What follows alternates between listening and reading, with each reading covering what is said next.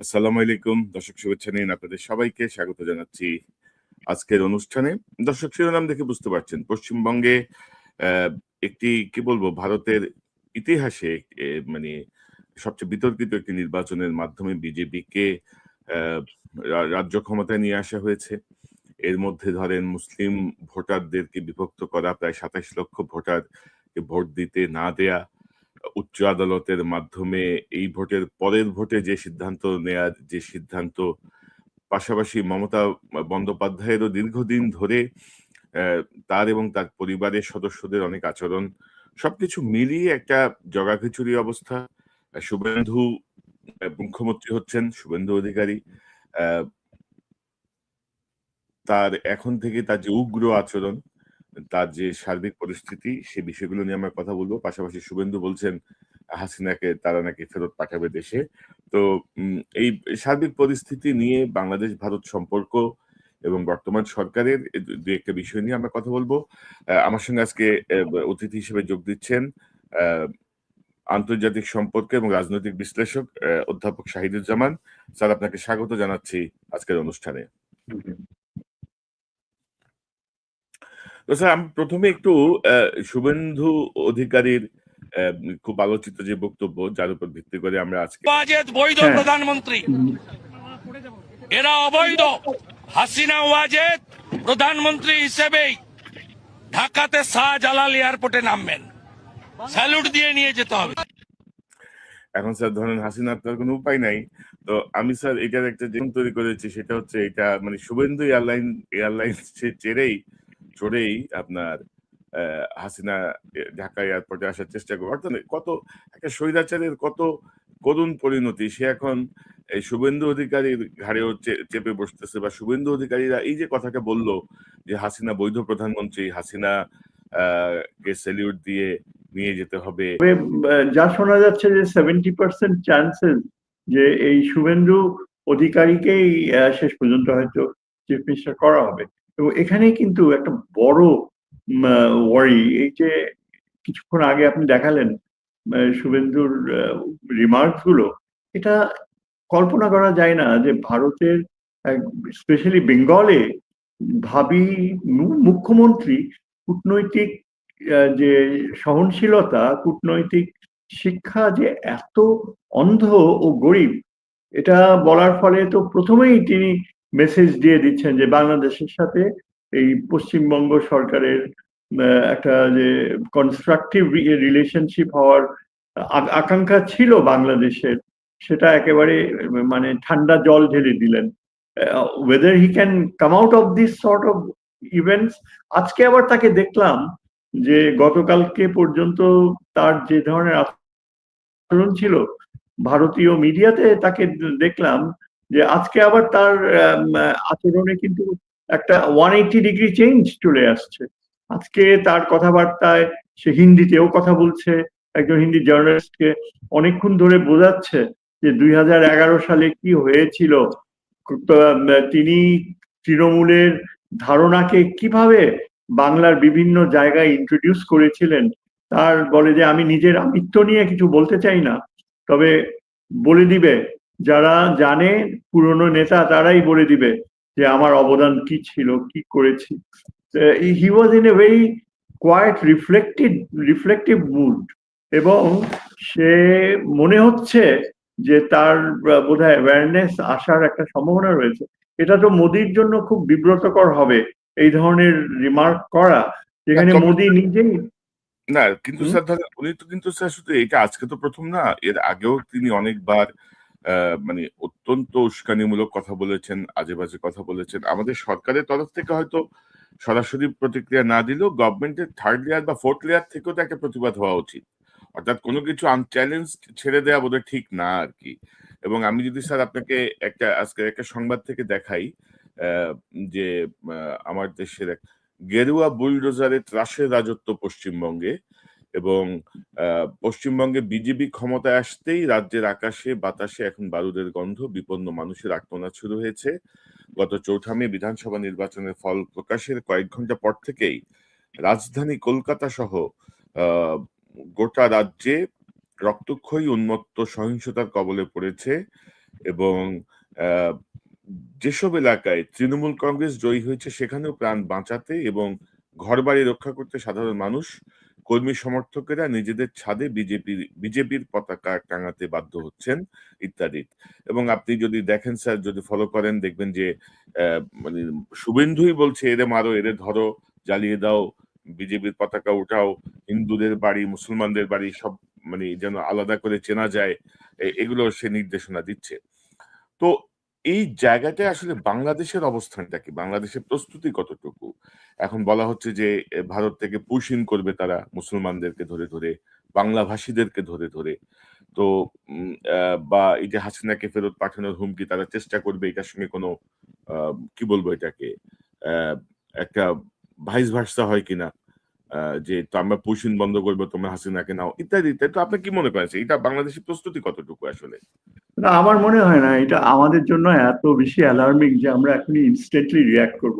আপনি যে কথাগুলো বললেন, ভাঙচুর এবং ডিস্ট্রাকশন এবং মানুষ, এগুলো সবই কিন্তু কলকাতার প্রাইভেট টেলিভিশন মিডিয়ায় সারাদিন দেখাচ্ছে।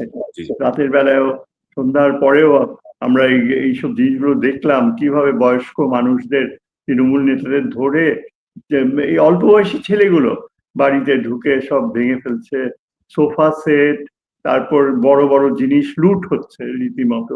মুসলমানদের দোকান, ফ্যাশনেবল সব নিউ মার্কেটে, সেটা ভেঙে বেছে বেছে ভেঙে দেওয়া হচ্ছে। এগুলো সবই থাকছে, কিন্তু কিন্তু বাংলাদেশের ব্যাপারটা হচ্ছে কি, আমাদের এখানে এখন আমাদের নিজেরই একটা ক্রিটিক্যাল সময় যাচ্ছে। আজকে যখন শুভেন্দু এসব মানে, আর ভারত সরকার যখন এগুলো নিয়ে তারা ক্যালকুলেট করছে, সেখানে ঠিকই আমাদের পররাষ্ট্রমন্ত্রী চীনে সফরে যে আজকে চীনের সাথে অত্যন্ত গুরুত্বপূর্ণ আলোচনা হয়েছে যে আগামীতে মাসে হয়তোবা তারেক জিয়া চীন সফরে যাবে। তিস্তা সম্পর্কে আমার মনে হয় প্রায় ফাইনাল অগ্রগতি হয়ে যাওয়া উচিত। আমি যতদূর জানি ডক্টর খলিলের টেম্পারামেন্টাল চেঞ্জ হয় ঠিকই, কিন্তু শেষে যে আজকে এখন শেষ সময় তিনি যেই কাজে গিয়েছেন, এটা বাংলাদেশের জাতীয় স্বার্থের জন্য অত্যন্ত গুরুত্বপূর্ণ এবং আমরা চাই না যে ভারত কোনোভাবে বাদ সাধুক। এখন ভারতও আমাদের এই উদ্যোগটার ব্যাপারে তাদেরকে মেনে নিতে হবে যে তারা নিজেরাই রিয়েলাইজ করবে যে কি ধরনের অসভ্যতা দেখিয়েছে তাদের ইলেকটোরাল প্রসেসে, এবং বাংলাদেশের ব্যাপারে এই শুভেন্দুর যে ধরনের কথাবার্তা অবৈধ বলে ঘোষণা করে দিয়েছে। এরপর তো ভারতেরও আর মুখ রক্ষা করার মতো কিছু থাকে না। এখন এই দিক থেকে চিন্তা করতে গেলে শুভেন্দু যতই অসভ্য আচরণ করছে, ততই আমাদের পক্ষে এটা লজিক্যাল, রেশনাল হয়ে যাচ্ছে যে চীনের সাথে একটা ব্রেক থ্রু আশ্বস্ত করা এবং আর ডিলে না করা। এবং আই ওয়াজ হ্যাপি যে কালকে আমাদের ফরেন মিনিস্টার কিন্তু মিডিয়ার সাথে কথা বলার সময় অনেকটা পজিটিভ ইন্ডিকেশন দিয়ে দিয়েছে এবং বেশ ফার্ম ভয়েসে যে আমরা ভারতের জন্য অপেক্ষা করতে পারবো না, আমরা আমাদের জাতীয় স্বার্থ রক্ষা করার জন্য যা করার তা করব। এবং এখানে আমার মনে হয় যে ভারত সরকার দুইবার চিন্তা করবে যে শুভেন্দুর আচরণ এবং শুভেন্দুকে চিফ মিনিস্টারের ব্যাপারে গ্রিন সিগন্যাল দেয়াটা ভারতীয় জাতীয় স্বার্থের জন্য কতখানি। তো বাংলাদেশ কিন্তু রিফ্লেকটিভ পজিশনে থাকাটা আমার মনে হয় এখন right at this time make sense.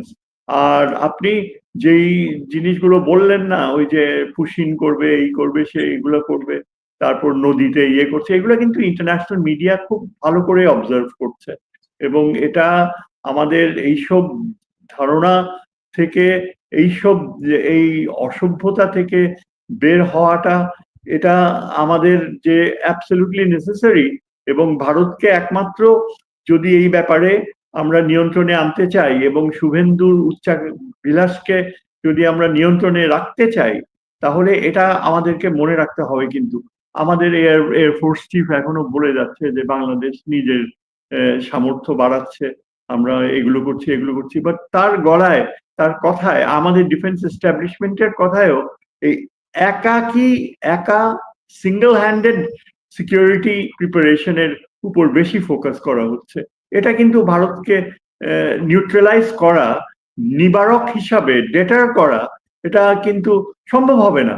আজকে আমাদেরকে এই পরিবর্তিত পরিস্থিতিতে, যেখানে শুভেন্দুর মতো বিজেপি শক্তি অর্জন করে আসামে এখন যে শক্তি অর্জন করেছে এবং একটা বিশাল সংখ্যক পপুলেশনকে গৃহহীন করে ছেড়ে দেওয়ার চিন্তা করে, এগুলো সব থামানো সম্ভব হবে আমাদেরকে একটা জিনিস রিয়েলাইজ করতে হবে, যে যেসব দেশ জিওপলিটিক্যালি স্ট্র্যাটেজিক লোকেশনে রয়েছে, এবং বাংলাদেশের স্ট্র্যাটেজিক লোকেশন এখন এত গুরুত্বপূর্ণ হয়ে গিয়েছে এই ভারতের বর্তমান রাজনীতির প্রেক্ষাপটে, যে আমাদেরকে অ্যালায়েন্স, নিরাপত্তা মিত্রতার ধারণাকে ওপেনলি মেনে নিতে হবে। এটার থেকে এই যে আমাদের এয়ারফোর্স চিফ বলছেন যে আমরা এগুলো কিনবো, সেনাবাহিনী প্রধানও, আমাদের ডিফেন্স এস্টাবলিশমেন্টের অ্যাটিচিউডটা হচ্ছে যে আমরা আমাদের নিজেদের সামর্থ্য নিজেরাই গড়ে তুলবো, এটা তো রিয়েলিস্টিক কথা নয়। এবং এটা পুরোনো টাইপের প্যাট্রিয়টিজম, আউটডেটেড প্যাট্রিয়টিজম, যে বলছেন বাংলাদেশ তার নিজের সামর্থ্যে নিজের শক্তিতেই গড়ে উঠবে। এই ভাষা কিন্তু এখন কোনোভাবেই মধ্যপ্রাচ্যে বা দক্ষিণ পূর্ব এশিয়াতে বা পূর্ব এশিয়াতে যেসব দেশ মিত্রতার বন্ধনে রয়েছে, এই একা চলার ধারণাকে প্রাধান্য কেউ দেয় না। আমাদের এখন যেটা শুভেন্দু ও মোদির যে দৃষ্টিভঙ্গি, সেটার প্রেক্ষাপটে আমাদেরকে প্রথমত সামরিক মিত্রতার প্রাসঙ্গিকতা সম্পর্কে যৌক্তিকভাবে ডিফেন্ড করতে হবে, যে আমরা একা সম্ভব না। মিলিটারিলি, সামরিকভাবে আমরা যদি একে অপরের সাথে মিত্রতার বন্ধনে যাই, চুক্তির ভিত্তিতে যাই, তাহলে ভারত বাধ্য হবে।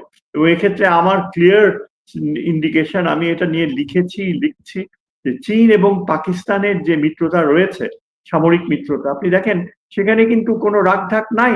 এই যে রিসেন্ট যুদ্ধটা হয়েছে, সেখানে চীন সরাসরি পাকিস্তানে এসে তার অ্যাওয়াক্স ব্যবহার করে পাকিস্তানের এয়ার পাওয়ারকে এমন সাপোর্ট দিয়েছে যে আজকে পাকিস্তানের ইমেজ একেবারে বদলে গেছে। এবং চীনের সাথে তারা 5th জেনারেশন যেসব প্লেনস চীন বিক্রি করবে শুধু পাকিস্তানের কাছে, এবং এখানে কিন্তু বারবার ফোকাস করা হচ্ছে, আমি বলছি। এবং আমরা এটাকে অত্যন্ত গর্বের সাথে দেখতে পারি যে বোথ চায়না অ্যান্ড পাকিস্তান, তাদের এই দুটি দেশেরই কিন্তু আমাদের সামরিক সামর্থ্য, আমাদের পাইলটসদের ক্যাপাবিলিটি, আমাদের সেনাবাহিনীর যে পোটেনশিয়াল অ্যাবিলিটি, যে উন্নত ট্রেনিং, উন্নত সহযোগিতার মাধ্যমে আমরা যে কোন মাত্রায় যেতে পারি, এবং নিশ্চিতভাবে ভারত কিন্তু তখনই আমাদেরকে, এখন এই যে আপনি দেখছেন শুভেন্দুর ভাষা বা ভারত সরকারের যে ভাষা, সেখানে কিন্তু তারা মনে করে যে বাংলাদেশ যদি বন্ধুত্ব চায়, তাহলে ভারতের বন্ধুত্বের হাত বাড়িয়ে দেওয়াকে বাংলাদেশ রেসপেক্ট করবে। এবং এটা কি ধরনের রেসপেক্ট? এটা হচ্ছে তারা মনে করে যে হাসিনা টাইপের সাবসার্ভিয়েন্স। হাসিনা যেভাবে পাকিস্তানের থেকে দূরত্ব রেখেছে সম্পূর্ণ, হাসিনা যেভাবে চীনের সাথে সম্পর্ক একেবারে ধ্বংস করে দিয়েছিল, ভারতের এই মোদী সরকার এখনো 2টা বছর কেটে গেছে, তাদের ধারণা হচ্ছে, এবং শুভেন্দু যেটা মনে করে, এই যে বলে অবৈধ সরকার, কেন বলে? তাদের ধারণা যে বাংলাদেশে যতদিন না একেবারে পাকিস্তানের সাথে কোনো সম্পর্ক থাকবে না, চীনের সাথে কোনো নিরাপত্তা সংযোগ থাকবে না, চীনের সাথে, এই যে আমরা বলি যে শুভেন্দু এসছে, বিজেপি এসছে, এখন তিস্তা চুক্তি এগিয়ে যাবে, এটা কিন্তু ভুল ধারণা। আমরা সবাই বেশ পাবলিকলি বলি, পাবলিক ডিপ্লোমেসিতে বলতে থাকি যে এখন মমতা না করে দিয়েছিল, ভারত এখন নেগোশিয়েট করবে। ভারত নেগোশিয়েট করবে তখনই যখন বাংলাদেশ বাধ্য হবে যে চীনের সাথে কোনো রকমের তিস্তা নিয়ে সহযোগিতায় যাবে না, গঙ্গা চুক্তির ব্যাপারে চীনের সাথে কোনো রকমের আলাদা কোনো সম্পর্কে যাবে। এটা তো হতে পারে না। ভারত তার নিরাপত্তা প্রশ্নে ঠিক যেগুলো চায়, সেগুলোই যদি আমাদের হাসিনার মতো এখন এই সরকারকে মেনে নিতে হয়, তাহলে তো ভারতের সাথে আমাদের সমতার ভিত্তিতে কোনো সম্পর্কই থাকবে না। আমি যেটা বলে আসছি এবং বারবার ইনসিস্ট করি যে অবশ্যই, যে এই যে ফরেন মিনিস্টার এখন চীনে গিয়েছে, যথাশীঘ্র চীনে শুধু আমাদের তিস্তা ডেভেলপমেন্টই না, ওই উত্তরবঙ্গের ওই অঞ্চলের পূর্ণ আরবানাইজেশন, ইন্ডাস্ট্রিয়ালাইজেশন, তারপর এই যে ক্লাইমেটিক ইকো ফ্রেন্ডলি যেসব চীনের সাথে কাজ করা যায়। আমাদের একটা জিনিস মনে রাখতে হবে কিন্তু, এই যে বঙ্গোপসাগরের স্যালিনিটি লেভেল, এটা কিন্তু আস্তে আস্তে প্রবেশ করছে, কিছু বছরের মধ্যে সেটা ফরিদপুর পর্যন্ত চলে আসতে পারে স্যালিনিটি, এবং তারপর আমাদের এখানে একটা ভয়াবহ দুর্ভিক্ষজনিত প্রক্রিয়া, এবং এই জন্য তিস্তার পানি, উত্তরের পানি যেন ঠেলা দেয়, যেন চলে আসে। এবং এই ক্ষেত্রে চীন অপরিহার্য, কারণ ভারত আমাদেরকে হয়তো তিস্তার পানির মাত্রা বাড়িয়ে দিতে পারে, সেই বাস্তবতা এখন আর নাই। তারা ওই যে গগনতলা নাকি ভিটা পশ্চিমবঙ্গে যে পানি তারা নিচ্ছে, আজকে একটা ডকুমেন্টারি দেখলাম ইন্ডিয়ান, তারা বলে যে যথেষ্ট না এগ্রিকালচার, তারা আরো বেশি তিস্তার পানি ব্যবহার করবে এবং শূন্যের কোঠায় নিয়ে। এই যে ভারতের এই ধরনের বাস্তবতার প্রেক্ষাপটে আমরা নিশ্চয়ই ভারতের সাথে আলোচনায় যাব, কিন্তু চীনের সাথে তিস্তা চুক্তি বাস্তবায়ন নিশ্চিত করে, এটাকে আমরা বলি diplomacy from a position of strength. আপনাকে চীনের সাথে যখন আপনি যাবেন, তখন চীনের হাতে সেই জাদুর কাঠি রয়েছে, কারণ ভারতের ওই যে ব্রহ্মপুত্রের সোর্স, যেটা যার ফলে তাদের ওই ড্যাম বানানো আসামের, আমাদের সিলেটের কাছাকাছি, সেটা বন্ধ হয়ে গেছে। সেটা যদি হতো, সেটা হয়নি, কারণ চীন এখন উত্তরে ওই ব্রহ্মপুত্রের চাইনিজ সাইডে যে ড্যাম তৈরি করছে এবং তার ইয়ে করবে, সেটার কারণে ভারত এখন তাকে যথেষ্ট সমীহ করতে হচ্ছে এখন। আর ভারত, কিন্তু আমরা জানি যে চীন যদি তিস্তার দায়িত্ব নেয়, ভারতের উপর তারা এমন চাপ সৃষ্টি করতে পারে, ব্রহ্মপুত্রের পানি যদি বন্ধ করে দেয়, কমায় দেয়, ভারতের গলা টিপে ধরতে পারে চীন, এবং সেটা চীন করতে দ্বিধা করবে না। ওয়ান্স চায়নার সাথে আমরা যদি নিরাপত্তা চুক্তিতে যাই, চায়নার সাথে আমরা যদি দেখেন, কিছু ভাষ্যকার বলছিল যে আমাদের যদি ঋণের বোঝা অনেক ভারী হয়ে যায়, তাহলে শ্রীলঙ্কায় যেমন একটা পোর্ট চীন নিয়ে নিয়েছে লিজ, তেমনি আমাদের ওই কি পোর্ট জানি ওইটা, পায়রা বন্দর হয়তো চীন দাবি করবে যে তোমাদের এগুলো করে দিয়েছি, পায়রা বন্দর আমাদের দিয়ে দাও।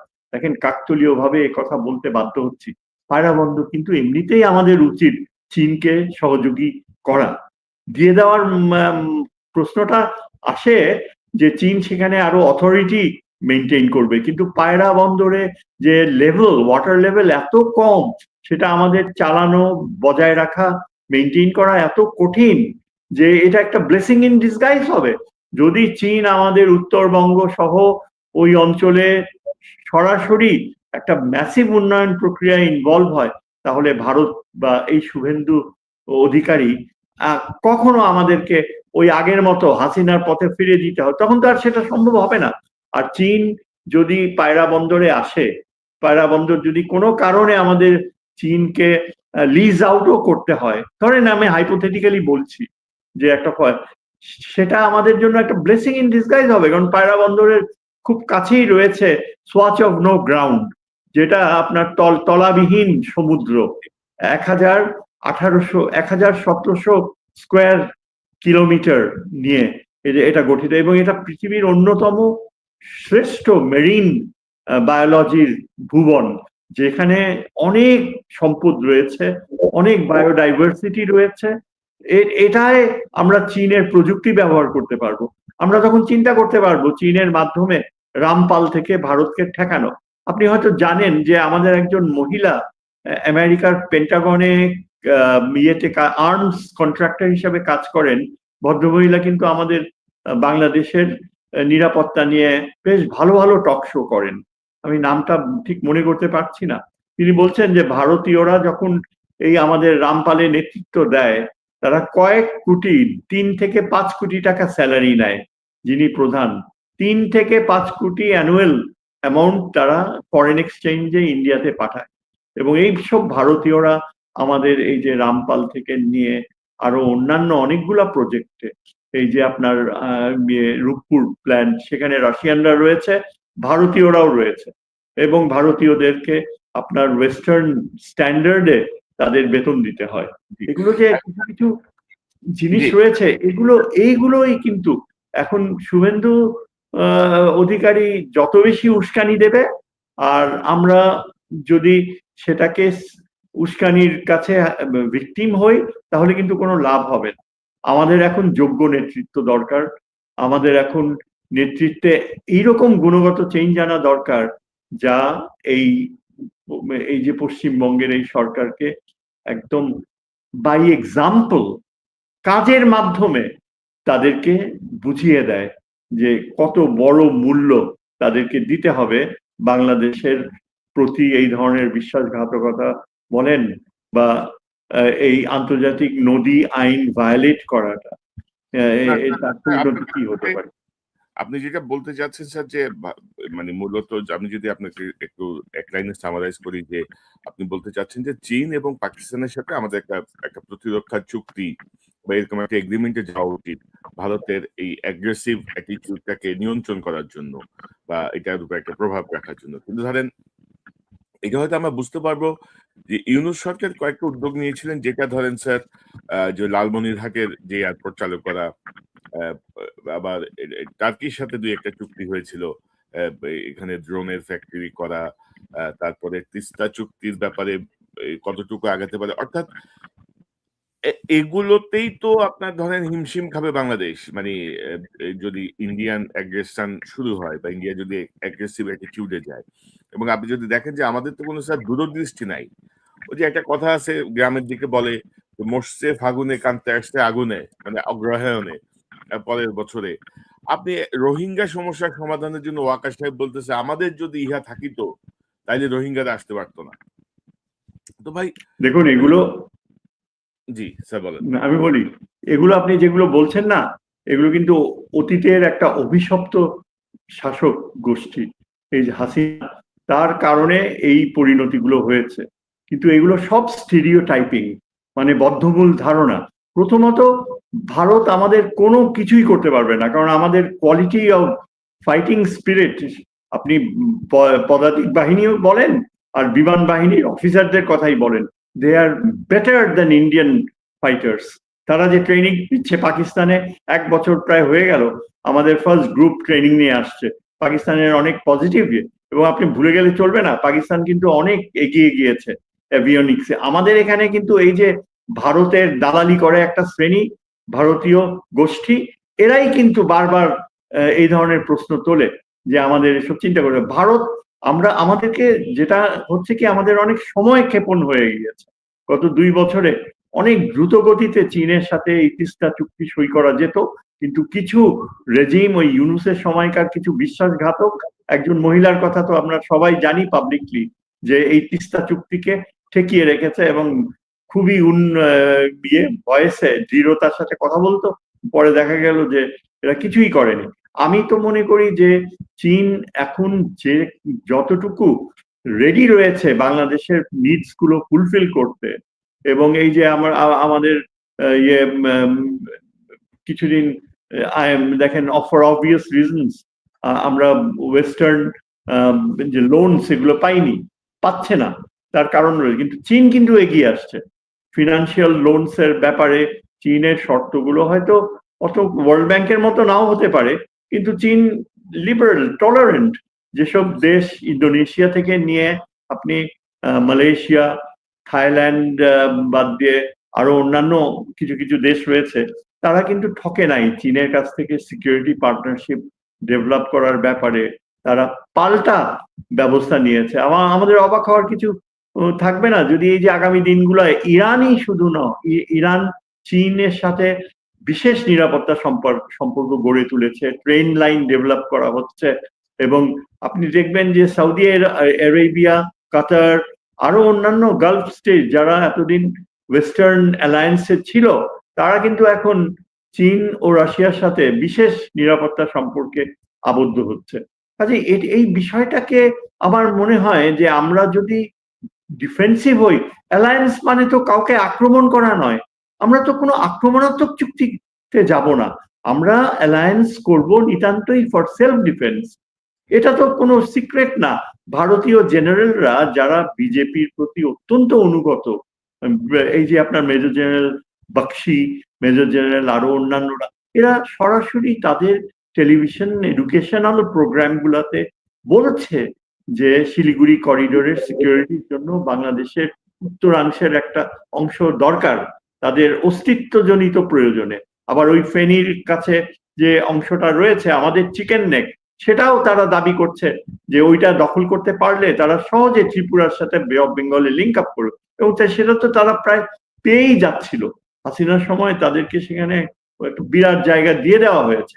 আজকে আমরা মাথা তুলে ওই জায়গায় আমাদের মিলিটারি কমপ্লেক্স করার প্ল্যান করছি। এইসব ব্যাপারে ক্লিয়ার হওয়া উচিত, এবং অত্যন্ত দ্রুত গতিতে ভারতের সাথে এই যে রামপালে তাদের উপস্থিতি, এটা তো একটা মনিটরিং স্টেশন হিসেবে তারা ব্যবহার করবে। আলটিমেটলি তাদের নেভাল মুভমেন্ট এই যে কলকাতা পোর্ট হয়ে আপনার মিজোরামে যাইতে ওই যে মায়ানমারের একটা পোর্ট আছে যেটা ইন্ডিয়া ডেভেলপ করেছে, ওইখানে তারা যাবে একদম বাংলাদেশের কোস্ট লাইন ঘেঁষে। আমাদের র্যাডার স্টেশন গুলা নাকি শোনা গেছে হাসিনার সময়, এমনকি এর সময় র্যাডার স্টেশন গুলো ওয়েস্ট বেঙ্গল থেকে কন্ট্রোল করা হতো, ইন্ডিয়ানসরা কন্ট্রোল করে আসতো। একটা চুক্তিও কিন্তু এখনো ব্যানিশ করা হয়নি। কাজেই there is a lot to be done. আমাদের যেসব চুক্তিতে আমরা যাব, আমাদের এই ভুল ভাঙাতে হবে। যে এই যে আপনার এই প্রোগ্রামে আমি কথা বলছি, এর উদ্দেশ্য হচ্ছে যে আমিও যারা সচেতন, যারা বোঝে, যারা এই এত বছর ধরে তাদেরকে ফিড করা হয়েছে যে আপনি কোনো অ্যাগ্রেসিভ চুক্তি করবেন না, আমরা কোনো অ্যাগ্রেসিভ চুক্তি করব না। আমি যখন বলি পাকিস্তানের কাছ থেকে আমাদের মিসাইল ডিপ্লয় করতে হবে, অনেক সময় আমাকে বলে যে আপনি একটু খোলাখুলি এসব বলবেন না, এসব বললে বিপদে পড়বো। এই যে একটা ধরেন একটা মানে অযথা ভয়, ভারতের জুজুর ভয়, ভারত আমাদের কিচ্ছু করতে হবে। স্যার এই জায়গাটা আমরা বলি যে আগের রেজিম থেকে আমাদের মাথার মধ্যে স্যার এক ধরনের ভীতি ভারত সম্পর্কে, বা ভারত যে আমাদের উপরে বিশাল একটা শক্তি, এটা ঢোকানো হয়েছে। বাট স্যার ভেরি আনফর্চুনেটলি আমাদের সেনাবাহিনী বা আমাদের বিমান বাহিনী নিয়ে তাদের বীরত্ব বা তাদের সাহসিকতা নিয়ে আমার মনে কোনো প্রশ্ন নাই, আপনার মনেও নাই, এবং বাংলাদেশের মানুষের মনেও নাই। কিন্তু প্রশ্ন হচ্ছে বা আশঙ্কার জায়গাটা হচ্ছে পার্শ্ববর্তী দেশের অনুগত যেসব চরেরা হাসিনার আমলে ঢুকেছিল, তারা কিন্তু এখনো অনেক জায়গায় বহাল তবিয়তে আছে। তারাই কিন্তু একটা ভালো উদ্যোগকে ফয়েল করে দেওয়ার জন্য যথেষ্ট। তারাই বাংলাদেশের নিরাপত্তার মানে কি বলবো ঝুঁকির জন্য যথেষ্ট। সেই জায়গাটা অর্থাৎ সরকারের তো মাত্র ৩ মাসের কাছাকাছি বয়স, নতুন তারেক রহমানের নেতৃত্বে যে সরকার।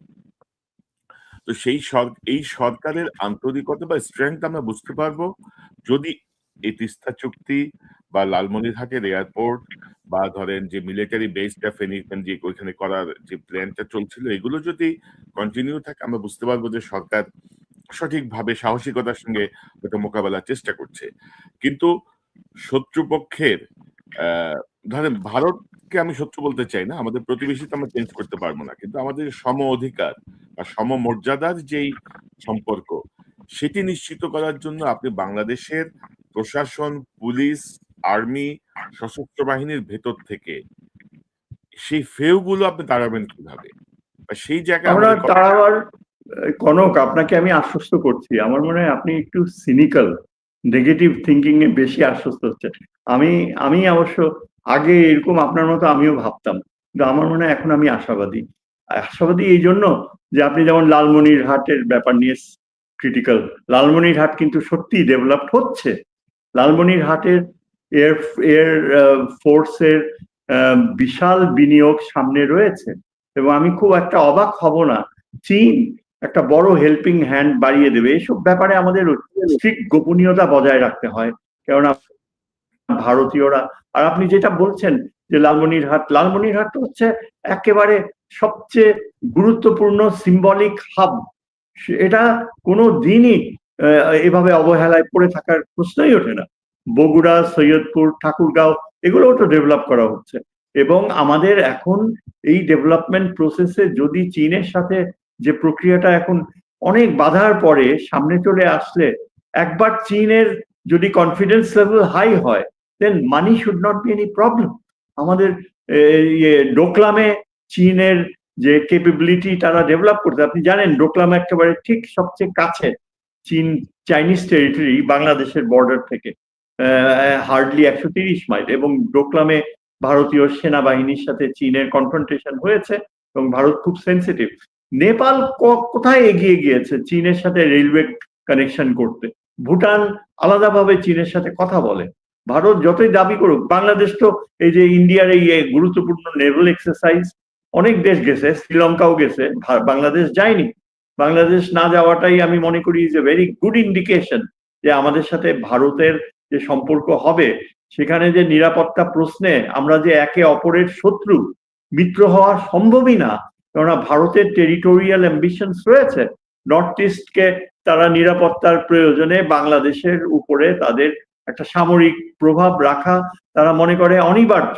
এই ধারণা যেটা হাসিনা গিফট করেছে ভারতকে, এই ধারণা থেকে আমাদের বের হয়ে আসতে হলে অবশ্যই আমাদের লালমনিরহাট ডেভেলপ করতে হবে। আমাদের দেশে আপনি বলছেন যে এই ভারতীয়পন্থী লোকেরা আমলাতন্ত্রে রয়েছে সব আপনি নিশ্চয়ই এটা অবগত রয়েছেন, কয়েকদিন আগে 12 জন senior Amla of high quality তারা পাকিস্তানে গিয়েছে। লাহোরে সিভিল সার্ভিস একাডেমিতে তারা 3 সপ্তাহ কাটাবে এবং বাংলাদেশের সাথে এই যে আঞ্চলিক সহযোগিতা, জিওপলিটিক্যাল জিও স্ট্র্যাটেজিক সম্পর্কগুলো, এখানে সিভিল প্রশাসনের যারা এখন ডিসিশন মেকিং লেভেলে চলে যাবে তারা ক্রমশ যে এই পাকিস্তানের সাথে একটা ইয়ে হবে, যোগাযোগ হবে। এখন পাকিস্তানের সাথে আমাদের সাংস্কৃতিক বন্ধন, এই বন্ধন টন্ধন, তারা আমাদের 71-এর সব শত্রু ছিল, সবই সত্যি, কিন্তু তারপরেও ভূ রাজনৈতিক বাস্তবতা আমাদের আজকের যে দৃষ্টিভঙ্গি তা হচ্ছে এই যে পাকিস্তানের মাধ্যমে চীনের সাথে আমরা সম্পর্কের দূরত্ব অনেকাংশেই অনেকখানি কমিয়ে ফেলতে পারি। আপনি দেখেন পাকিস্তান কতখানি গুরুত্বপূর্ণ। এই যে ভারত একজন ওয়েস্টার্ন জার্নালিস্ট পয়েন্ট আউট করছে যে যেখানে পাকিস্তান টেররিস্ট স্টেটের ইমেজ থেকে বের হয়ে এসে আজকে তারা আন্তর্জাতিক কূটনীতির শীর্ষ পর্যায়ে নেগোশিয়েট করছে, এবং শুধুমাত্র তাই না, ক্ষেত্র বিশেষে ইরানের পক্ষ নিয়ে আমেরিকার সাথে আর্গিউ করছে। এই ধরনের যখন পাকিস্তান কূটনৈতিক দক্ষতা এবং তার সামরিক সামর্থ্য প্রমাণ করে, সেখানে ভারত কি করছে? ভারতের একমাত্র অবসেশন হচ্ছে বাংলাদেশকে কিভাবে করদরাজ্য করবে। 80% অফ ইন্ডিয়ান মিডিয়া খালি সারাক্ষণ বাংলাদেশ এইটা করে এইটা করে। আপনি জঘন্য এদের দৃষ্টিভঙ্গি, এটা যে কতখানি ওদের সেলফ ডিস্ট্রাকটিভ, এটা কখনো পারবে না। তো আমাদের দেশের লোকেরা যারা বিশ্বাসঘাতকতা করতে চেয়েছে ভারতের, তারা পারে নাই। গত 1 বছর ছিল শ্রেষ্ঠ সময় তাদের। এবং এই যে যারা আওয়ামী লীগের নেতারা কিভাবে কথা বলতো যে এই তো ফিরে আসছি, বীরের বেশে ফিরে আসবে, শুভেন্দু যেই কথা বলে, এই যে কত বড় একটা গর্ধব। আমার মনে হয় সে নিশ্চয়ই তার অতীত বাস্তবতায় ফিরে যেয়ে একটা হেলদি চিন্তাধারায় আসবে। কারণ একটা সময় ছিল সে কিন্তু মমতা ব্যানার্জির রাইট হ্যান্ড ছিল। শুভেন্দু মমতাকে অত্যন্ত লয়ালি, ঠিক যেমন ওই যে আমরা বলি যে শয়তান কেন শয়তান হয়েছে, শুভেন্দু যখন দেখলো যে তাকে বাদ দিয়ে মমতা তার এই ভাতিজা, এই এই এই ছোকরা, যে তার নাম যেন কি, মুখোপাধ্যায়, মুখার্জি, তার ভাগ্নে অভিজিৎ কি যেন নাম, ভুলে গেছি। হ্যাঁ, অভিজিৎ ব্যানার্জি। আজকে আপনি যদি দেখেন অভিজিৎ ব্যানার্জি যে কি অস্বাভাবিক মাত্রায় মমতার ব্যাকিং পেয়েছে, তার বাড়ি 13 জন চেয়ার গুনে দেখালো, 13টা পুলিশ অফিসার থাকে, ভিতর থেকে ক্রেন দিয়ে বিরাট সরঞ্জাম বার করছে আজকে ভারতীয় পুলিশ, যে এইসব সরঞ্জাম রাখা হয়েছে ভিতর থেকে সিকিউরিটি মনিটরিং করতে। সে যেই রাস্তা দিয়ে যাবে সেই রাস্তা কিছুক্ষণের জন্য, আধ ঘন্টার জন্য বন্ধ করে রাখা হতো, কোনো ট্রাফিক মুভমেন্ট থাকবে না। এগুলো কিন্তু আগে কেউ মুখ খুলে নাই। মমতার যে ডিজেনারেশন এত মাত্রায় হতে পারে, এবং এই শুভেন্দু না, আমি বলি ওই যে তার যে ভাগ্নে, সে আজকে তৃণমূলের সিনিয়র লিডাররা, তারা রবীন্দ্র ঘোষ, তারপর মালদার মনিরুল ইসলাম, আরো বেশ কয়েকজন, তারা সবাই মুখ খুলেছে, বলে যে মমতার পতনের একমাত্র কারণ হচ্ছে এই তার ভাগ্নে। তার সে প্রভুভৃত্য সম্পর্ক গড়ে তুলেছিল তৃণমূলের সিনিয়র লিডার থেকে, সবাইকে বাদ দিয়ে সবাইকে অপদস্থ করে ওই তার জেনারেশনের ছেলে। মমতা কিভাবে এগুলো অ্যালাউ করলো? মমতার উচিত ছিল প্রথমেই শুভেন্দুকে সামনে এনে রাইট হ্যান্ড হিসাবে যদি রাখতো, আজকে কিন্তু ভারতে এই বিজেপির এই উত্থান এভাবে হয়তো নাও হতে পারত। জি এবং এটাই বলা হয়। স্যার, আমি একটু অ্যাড করতে চাইছি স্যার, মানে মমতার সাথে স্যার আমাদের হাসিনার কিছু কিছু জায়গায় অনেক মিল আছে। এই জাতীয় অনেক তথ্য আমরা এখন পাচ্ছি, যেটি আপনি তার ভাস্তের ব্যাপারে বললেন, সে এক রকমের মানে চাষের রাজত্ব কায়েম করছিল। আচ্ছা, আপনি যেটা বলছিলেন যে আমি আসলে স্যার নেগেটিভলি ভাবছি না, আমি নেগেটিভ বিষয়গুলোকে সামনে আনছি একটা পজিটিভ আউটকামের জন্য, কারণ এই বুঝতে বিষয়গুলো পারছি। আমাদের দেশে আছে। এবং স্যার হুম, ধরেন ভারতের রাজনীতির যে জায়গাটা, শুভেন্দুদের যে বক্তব্য বা হাসিনার, স্যার আপনি কি মনে করেন যে স্যার হাসিনার মিনিমাম কোনো পসিবিলিটি যদি থাকতো ক্ষমতায় থাকার, সে পালাই যেত এভাবে? তো শুভেন্দু যে কথা বলছে হাসিনার পক্ষ নিয়ে, সে বাংলাদেশের ছাত্র জনতার যে অভ্যুত্থান তার বিপক্ষে অবস্থান নিচ্ছে। বাংলাদেশের মানুষ কিন্তু এন্টি ইন্ডিয়ান হয়ে গেছে, হাসিনার কারণেই হয়ে গেছে। মানে 47-এ যে পার্সেন্টেজ ছিল, 2024-এ এসে সে পার্সেন্টেজ তার 3 গুণ মাত্রায় বেড়ে গেছে। মানে ভারতের সাথে ভারতের আচরণে, হাসিনার আচরণে। তো সেই জায়গাটা এখন শুভেন্দু যদি বলে হাসিনাকে ফেরত পাঠানো হবে, সেলিউট দিয়ে নিতে হবে, আরে হাসিনা কোন প্রেক্ষিতে পালাই গেছে? তোমরা, এরা আসলে রাজনীতি করে নাকি মানে কিছু নেশা টেশা ভাঙ করে, এটাই মুশকিল। এবং স্যার মানে আমাদের যে আশঙ্কার যে জায়গাগুলো, সেই জায়গাগুলো আমরা কাজ করতে চাই যেন সরকারের নজরে আসে, নীতি নির্ধারকদের নজরে আসে, যেন তারা আগাম প্রস্তুতি নিতে পারেন। তো এখন ধরেন স্যার, বর্তমান সরকারের তো প্রায় ৩ মাস হতে চললো। আপনি কিভাবে দেখছেন এই সরকারের যে কার্যক্রম বা এই সরকারের যে ম্যাচুরিটি? আপনি জিয়াউর রহমান সাহেবের উপদেষ্টা হিসেবে কাজ করেছেন। শহীদ রাষ্ট্রপতি জিয়াউর রহমানের সাথে আপনার কাজের অভিজ্ঞতা আছে এবং আপনি রাজনৈতিক বিশ্লেষক, আন্তর্জাতিক সম্পর্ক বিশ্লেষক। তো সবকিছু মিলিয়ে এই ৩ মাসের এই সরকারকে আপনি কিভাবে দেখছেন? অ্যা তারেক রহমান প্রধানমন্ত্রীর আন্তরিকতা নিয়ে আমার কোনো সন্দেহ নাই। বা উনি ভালো কিছু করতে চাচ্ছেন, এটা স্পষ্ট। একটা ভিন্ন ধারা আনতে চাচ্ছেন, এটা স্পষ্ট। কিন্তু তার যারা আ নিয়োগপ্রাপ্ত হয়েছেন মন্ত্রিসভায়, তার যারা নিয়োগপ্রাপ্ত হয়েছেন বিভিন্ন জায়গায়, তাদের কার্যক্রমকে আপনি কিভাবে দেখেন? তারেক রহমান যেটা ভাবছেন, তারা কি সেটি বাস্তবায়ন করতে সক্ষম? না, আমি এবং আমার মতো আরো অনেকেই একেবারেই ডিসঅ্যাপয়েন্টেড। আমরা এই আউটকাম ভাবিনি, এবং যেটা রিউমার এবং অনেকাংশেই হয়তো সত্যতা রয়েছে, সেটা হচ্ছে ওই যে ইলেকশন ইঞ্জিনিয়ারিং, যেটা প্রথমে ঠিক মতো ভোট হয়েছে কিন্তু পরের দিকে কাউন্টিং এর সময় একটা স্টেজে যে এমন এমন কিছু ঘটনা ঘটেছে যেগুলো ইনএভিটেবলি আগামী দিনে সামনে চলে আসবে। যেভাবে যেভাবে এই সংসদকে চালানো হয়েছে এই গভর্নমেন্টের দ্বারা, সেটা অত্যন্ত লজ্জাজনক। এবং এইটা হাসিনার সংসদ যেভাবে চলেছে, আমার কাছে মনে হয়েছে তাই। তারেক রহমানের জন্য এখন যেটা সবচেয়ে গুরুত্বপূর্ণ, তাকে এটা নিশ্চিতভাবে নিজের উপর বিশ্বাস রাখতে হবে যে ভারত তার রক্ষাকর্তা হতে পারে না, ভারত কখনো তার বন্ধু হতে পারে না। তার মা যেমন এটা খুব ভালো করে বুঝেছিল যে এই ভারত আর পাকিস্তানের ভিতর পাকিস্তানের ইন্টেলিজেন্সের সাপোর্ট অত্যন্ত প্রয়োজন। তারেকের এটা বুঝতে হবে, তারেক রহমানকে ISI must play important role. কিছুদিন আগে একটা খবর বেরিয়েছিল যে এয়ারফোর্সের ভিতরে ভারতীয় অনুচররা ঢুকে, এই ঢুকে তারেককে নাকি হত্যা করার মতো একটা ষড়যন্ত্র, এবং এটা আইএসআই কিন্তু ডিটেক্ট করেছে। এটা ভুলে গেলে চলবে না যে পাকিস্তানের আইএসআই নিয়ে এখানে এই ভারতপন্থীদের নানা রকমের ষড়যন্ত্র তত্ত্ব, এমন আজে বাজে সব। অথচ এই ইন্টেলিজেন্স এজেন্সিটা it is one of the best in the world. America ISI কে সম্পূর্ণভাবে বিশ্বাস করে তার এই সামরিক নিরাপত্তার ইন্টেলিজেন্স এনে দিতে।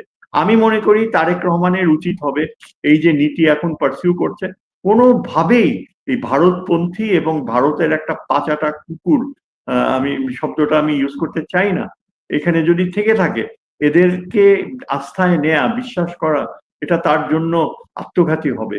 এবং এখন পর্যন্ত আমি দেখিনি যে সংসদে এমন ভাবে কোনো আচরণ। আমার কাছে যেটা মনে হয়, যেটা প্লাস পয়েন্ট হচ্ছে যে জামাতের সাথে এখনো ছাত্র নেতৃত্বের একটা অত্যন্ত মেধাবী অংশ তারা কিন্তু রয়েছে। এই যে এই জামাতের যে চিফ হুইপ নাহিদ, তার বক্তৃতা শুনেছেন, অসাধারণ। এবং ওই ভণ্ডগুলো বিএনপিতে যে ঢুকেছে কতগুলা, এগুলা সব আপনি এদের নাম করবো না, আমার মনে হয় সবাই জানে যে বিএনপির ভিতরে ভণ্ডামি করা, সংসদে যে এই যে ক্লাউনের মতো কথা বলা, আরেকজন নিজেকে বিরাট এক উকিল হিসাবে নিজেকে জাহির করা, নিজেই নিজেকে মনে করে যে তার মতো জ্ঞানী আর নাই, অথচ কোথাও ইয়ে নাই। এই ধরনের বস্তুদেরকে যত তাড়াতাড়ি তারেক রহমান ডিসকার্ড করে এবং বিএনপির সংস্থ থেকে বের করে, এবং বিএনপিকে ফেরত আনতে হবে যারা অনুগত ছিল, যেমন এই যে ধরেন আসাদুজ্জামান রিপন, তারপর আরো অনেকে রয়েছে লয়াল যারা অনেক ইয়ে করেছে, তাদেরকে নিয়ে তারেক রহমান আবার বিএনপিকে অর্গানাইজ যদি না করে, তাহলে কিন্তু আমার মনে হয় না যে খুব বেশি দিন এই সরকার টিকে থাকবে। আমার মনে হয় তখন আবার এবং স্যার ধরেন আমরা যেটা দেখছি যে আমরা তো ধরেন সংসদে আমাদের জুলাই সনদের ব্যাপারে, জুলাইয়ের ব্যাপারে তারেক রহমান সাহেব কিন্তু বেশ কয়েকবার বলেছেন যে জুলাই সনদ যেটাতে আমরা স্বাক্ষর করেছি, আমরা দাড়ি, কমা, সেমিকোলন সহ অক্ষরে অক্ষরে আমরা পালন করব, তাই না? তো এই কথাটা ধরেন মানে বর্তমান যে প্রেক্ষাপট, সেই প্রেক্ষাপটে এরকম একটা প্রতিশ্রুতি বা ঘোষণা অত্যন্ত গুরুত্বপূর্ণ। বাংলাদেশের অধিকাংশ মানুষ, কতিপয় আওয়ামী লীগ ছাড়া বাংলাদেশের অধিকাংশ মানুষ কিন্তু জুলাই বিপ্লব এবং জুলাই সনদের সঙ্গে লাইন। তো সেই জায়গাটা আমি আপনাকে একটু দেখাই। তাগাদা ছিল যে এরা সংস্কারের বাহানায় যদি নির্বাচনটা না হতে দেয়, সেজন্য আমরা সবকিছুতে আপোষ করে জুলাই জাতীয় সনদেও স্বাক্ষর করেছি। আমরা একত্রিত হয়েছি, সমঝোতা হয়েছে এবং নির্বাচনের স্বার্থে আমরা যেটা যে সালাউদ্দিন সাহেব যেটা বললেন, আপনি কি মনে করেন যে এটা রাজনৈতিক কোনো কথা হলো? বিএনপিকে রাজনৈতিক ভাবে সাধারণ মানুষ বা অন্যান্য দল আর বিশ্বাস করবে? এবং এটা বাংলাদেশের মহাসচিব সহ সবাই এটাকে স্বাগত জানাচ্ছে হাততালি দিয়ে, টেবিল চাপড়ে। তো এটাই হচ্ছে, এরা কি ব্লাইন্ডলি না বুঝে এ ধরনের ইয়ে করছে? আমার মনে হয় বাংলাদেশের 50 বছরের ইতিহাসে এটা শ্রেষ্ঠ বিশ্বাসঘাতকতা, শ্রেষ্ঠ বিশ্বাসঘাতকতা। এই লোককে শুধু বহিষ্কারই করা উচিত না, he should be tried, summarily tried in এবং এটা সুস্পষ্ট করে দেওয়া উচিত যে বাংলাদেশের ভবিষ্যৎ পথ চলায় এই জুলাই বিপ্লবের যে গুরুত্ব কতখানি, সেটা অস্বীকার করার কোনো উপায় নাই। এবং এটা সারা জাতি একেবারে স্টান্ড হয়ে গিয়েছে। এটা তো বিএনপির পুরা পলিটিক্সকেই ধ্বংস করে দিচ্ছে। এবং এইখানে যদি প্রধানমন্ত্রীর বক্তব্যটাকে একেবারে হালকা করে দিচ্ছে, প্রধানমন্ত্রী যা বলছেন একেবারে বিপরীত অবস্থা। এটা কোনো সুস্থ মানুষ বলতে পারে না। এবং আমার মনে হয় না যে এটা কিভাবে একটা স্বাভাবিক মানুষ এইভাবে, এটা তো নিজেই নিজেকে আত্মহত্যা করার মতোই। এবং আমার মনে হয় না যে বিএনপি খুব একটা ভালো হবে। এক একটা দিন, এক একটা প্রহর কিন্তু বিএনপির ক্ষতি আরো বাড়ছে। কেননা এই ধরনের অবস্থান নেওয়া মানে হচ্ছে বিএনপির রাজনীতিকে একেবারে কুড়ল দিয়ে মারা। এর ফলে সবচেয়ে বেশি বেনিফিটেড হবে ওই আওয়ামী লীগ এবং ভারত। এটা আমার মনে হয় খুবই গুরুত্বপূর্ণ। এই যে এখন শুভেন্দু অধিকারী আবার যদি চিফ মিনিস্টার হয়, আজকে রাতে 12টার মধ্যে শোনা যাচ্ছে যে মমতা মুখার্জিকে নাকি বরখাস্ত করা হবে, কারণ সে রিজাইন করবে না। সে মনে করে যে সে এখনো প্রাইম মিনিস্টার হিসেবে রয়েছে এবং শনিবার পর্যন্ত এই যে ওথ টেকিং হবে, এই সময়টুকুটা কিভাবে হবে? শোনা যাচ্ছে যে গভর্নর্স রুল ইয়ে করা হবে, অ্যাডপ্ট করা হবে। এবং এইখানে ইন্ডিয়াতে এই আবার কি নাটকীয় কিছু পরিবর্তন হয় কি না সেটা আমরা বলতে পারি না। তবে ডেফিনেটলি বাংলাদেশের জন্য এখন এই যে একটা ক্রিটিক্যাল সময় আমরা অতিবাহিত করছি, এই ক্রিটিক্যাল সময়টা আমার মনে হয় যে ওই যে জুলাই বিপ্লব যদি বাস্তবায়ন করতে হয়, তাহলে এই ধরনের স্ট্রাকচার, এই ধরনের পার্লামেন্ট, এটা দিয়ে কি হবে কিনা আমার যথেষ্ট সন্দেহ রয়েছে। একটা নিষ্পত্তি হতে হবে এবং সেই নিষ্পত্তিটা আমি আশা করব যেন সেখানে কোনো ব্লাডশেড না হয় এবং শান্তিপূর্ণভাবে একটা মানুষ বুঝতে পারে তার আনুগত্যের সীমাবদ্ধতা এবং নিজেকে সরিয়ে নেয়। আমি নাম বলবো না, তবে এই রিয়েলাইজেশন যদি না হয়, তাহলে কিন্তু একটা মানে সেই পুরনো ডিক্টেটোরিয়াল অ্যান্টি জুলাই মুভমেন্ট যদি সামনে চলে যায়। কারণ এমন এমন বিষয় রয়েছে, জুডিশিয়ারির ফ্রিডম, ফুল ফ্রিডম, এখানে তো কোনো কম্প্রোমাইজ হতে পারে না। তারপর প্রধানমন্ত্রীর যে টেনিয়র থাকবে, 2 টার্মের বেশি থাকবে না। প্রধানমন্ত্রী আর পার্টি চিফ একই ব্যক্তি হতে পারবে না। এগুলো তো অত্যন্ত শক্তিশালী। এবং যেখানে নোট অফ ডিসেন্ট দেওয়া হয়েছে সেখানেই তো তারা বলবে যে আমাদের চোখে আমরা লেটার অ্যান্ড স্পিরিটে ফলো করছি। এইভাবে যদি ইন্টারপ্রিটেশনের প্রবলেম হবে, কার চোখে কোনটা যে আমরা পূর্ণাঙ্গভাবে ফলো করব, সেটা যদি ক্ল্যারিফাইড না হয় এবং ওই নোট অফ ডিসেন্ট গুলোকে through you get rid of them, এবং এটা কিভাবে সম্ভব হবে আমি এখনো কোনো উত্তর খুঁজে পাচ্ছি না, জি কিন্তু স্যার। এটা একটা বড় রকমের স্টেলমেট। এবং তা তো অবশ্যই, এবং ধরেন স্যার, গণভোটকে আপনি যদি অস্বীকার করেন, পাবলিক রেফারেন্ডামকে যদি আপনি অস্বীকার করেন, বা এটাকে যদি বাতিল করতে চান, বা এটা যদি না করেন, মানে অর্থাৎ মানে আমার কেন যেন মনে হচ্ছে এরা সবাই মানে লেজে গোবরে করে ফেলার একটা উদ্যোগ নিয়েছে চারিদিক থেকে। এবং আহ, এই সরকারের মূল কাজ হচ্ছে কিন্তু সংস্কার, মানে মানুষের যে চাহিদা বা যে দাবি, সংস্কারের জন্য কিন্তু এই সরকার মূলত, মানে আমাদের একেবারে আমূল পরিবর্তনের উদ্যোগ, কিন্তু সেই জায়গাটায় সরকারকে আমার অনেক বেশি স্লো মনে হচ্ছে, অনেক বেশি স্লো ওয়েতে সরকার যাচ্ছে। তো আমরা আশা করি যে ভালো কিছু হবে। আমরা আশাই করতে পারি এবং আমাদের জায়গা থেকে আমরা বলতে পারি যে এই জায়গাগুলো আমাদের চোখে লাগছে অসঙ্গতি, বা সাধারণ মানুষের যেই পালস গুলো আমরা টের পাচ্ছি, আমরা আমাদের এই অনুষ্ঠানের মাধ্যমে তুলে ধরতে পারি। বাকিটা সরকারের সিদ্ধান্ত, সরকার কি করবে। হাসিনার সময়ও স্যার আমরা বিভিন্ন সময় তুলে ধরেছিলাম, হাসিনা এটাকে নেগেটিভলি নিয়েছে। এখন এই সরকার যদি নেগেটিভলি নেয়, দায় তাদের। আমরা আমাদের দেশের স্বার্থে আমাদের মতো করে বলে যাব। রাইট রং সিদ্ধান্ত নিবেন কিভাবে সেটা আপনাদের বিষয়। We are not part of the government of the political party. So আমরা আমাদের জায়গা থেকে বলে যাব। স্যার, আপনাকে অসংখ্য ধন্যবাদ আপনার মূল্যবান বক্তব্যের জন্য, সময়ের জন্য। আপনার শেষ বক্তব্যটা একটু শুনতে চাই, তারপরে আমরা অনুষ্ঠান শেষ করবো।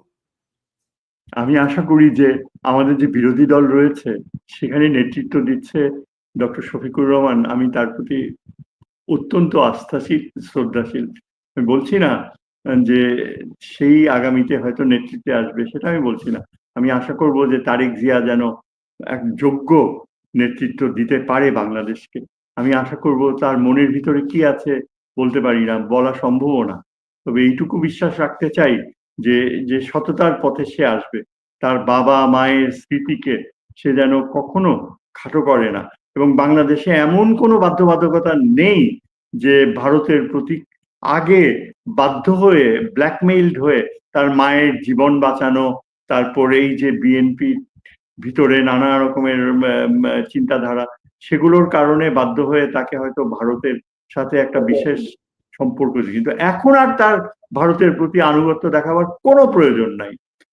এখন যেটা দরকার আমাদেরকে, যে সে পুরোপুরি পাকিস্তানি গোয়েন্দা বাহিনীর সহযোগিতায় ভারতে এখানে রয়ের যে ডমিনেশন, এমনকি আমাদের ইন্টেলিজেন্স বডিজ গুলো, সেগুলো যেন পূর্ণাঙ্গভাবে উৎখাত করা হয়। জি স্যার, একজন নিরাপত্তা বিশারদ হিসাবে সেটাই ইম্পর্টেন্ট।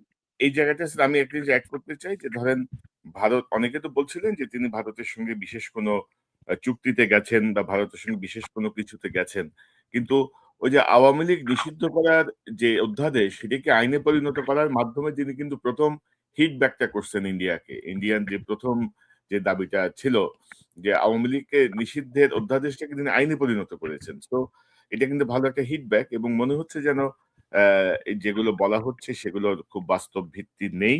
তো স্যার, আমরা পরিস্থিতি পর্যবেক্ষণ করি, নিশ্চয়ই নিকট সময়ে আমরা আবারও আলোচনা করব, আবারও বিশ্লেষণ করার চেষ্টা করবো। স্যার, আপনাকে অসংখ্য ধন্যবাদ। Thank you. এতক্ষণ যারা এই অনুষ্ঠান শুনলেন, নিশ্চয়ই আপনার এই আলোচনার মর্মার্থ উপলব্ধি করতে সক্ষম হবেন। জটিল পরিস্থিতি, বৈশ্বিক পরিস্থিতি যেমন জটিল, তেমনি বাংলাদেশের রাজনৈতিক পরিস্থিতিও জটিল। বিশেষ করে গত প্রায় 2 বছরের কাছাকাছি 18-19 মাসে ভারতের অনেক আস্ফালন আমরা দেখেছি হাসিনাকে নিয়ে। বাংলাদেশ দখল করে নেওয়া, মানে তারা রীতিমতো ম্যাপ ট্যাপ দিয়ে বসেছিল যে এভাবে বাংলাদেশকে তারা কব্জা করে ফেলবে, 24 ঘন্টা সময় লাগবে, 72 ঘন্টা সময় লাগবে, ইত্যাদি ইত্যাদি। তো এইসব উগ্র কথাবার্তার কোনো ভিত্তি নাই, ভ্যালু নাই।